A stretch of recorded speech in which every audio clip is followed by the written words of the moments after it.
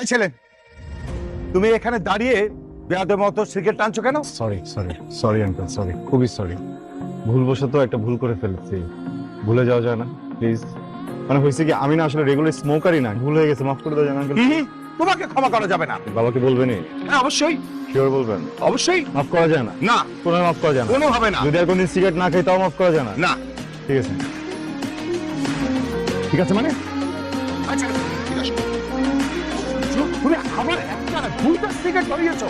আমি মামা এই যে সিগারেট যে খাইতেছি এটা বিল কে দেয়? আমার বাপ। আপনার আব্বা। অন্য কারো বাপের টাকা তো খাই না, তাহলে মানুষের তো গায়ে লাগে কেন? বুঝি না তো। এই ছেলে, এই কথাগুলো কাকে বলছো, কোন উদ্দেশ্যে বলছো? আমি কিন্তু বুঝতে পেরেছি। আমি মামা এই মহল্লায় অনেকে মাইর খাইতো, বুঝছো?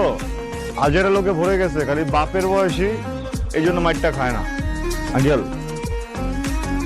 আবার এখানে একটা সুতা আছে, ছেড়ে দিয়ে যাবেন?